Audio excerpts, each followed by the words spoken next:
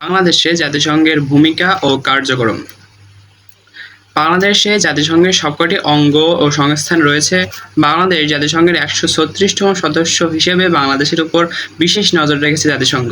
বাংলাদেশের সবকটি অঙ্গ সংস্থান শুরু থেকেই বাংলাদেশের অর্থ-সামাজিক উন্নয়ন নিয়ে কাজ করে চলেছে। তাছাড়াও এই সংস্থাটির ৪ জন সচিব বাংলাদেশে এসেছিল।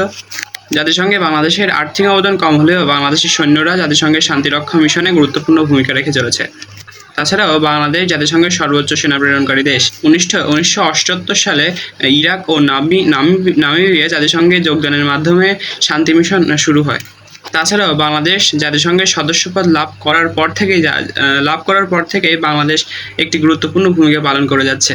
১৯৭৯ থেকে ৮০ সালের ভিতরে নিরাপত্তা পরিষদের অস্থায়ী সদস্যপদে বাংলাদেশের ভূমিকা এবং ভূমিকার স্বীকৃতি ও বিশ্ব সম্প্রদায়ের আস্থার স্বাক্ষরবাহী। ১৯৮৪ সাল থেকে জাতিসংঘে বাংলা ভাষার ব্যবহার, এটা আমাদের জন্য খুবই গৌরবময়। ১৯৮৬ সালে বাংলাদেশের তৎকালীন পররাষ্ট্রমন্ত্রী হুমায়ুন চৌধুরী জাতিসংঘের ৪১তম অধিবেশনে সভাপতিত্ব করেন।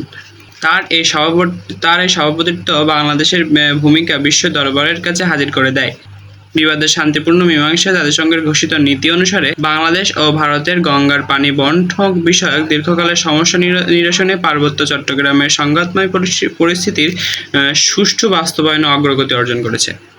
তাছাড়াও বাংলাদেশ জাতিসংঘের যেসব অঙ্গ সংস্থানগুলো কাজ করে যাচ্ছে সেগুলো হলো ইউনিসেফ, ইউএনডিপি, ইউনেস্কো, ইউএনআইএফপিএ, ফাও, হু ইত্যাদি সংস্থাগুলো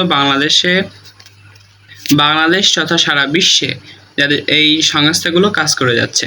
তো এই ছিল বাংলাদেশের জাতিসংঘের ভূমিকা ও কার্যক্রম।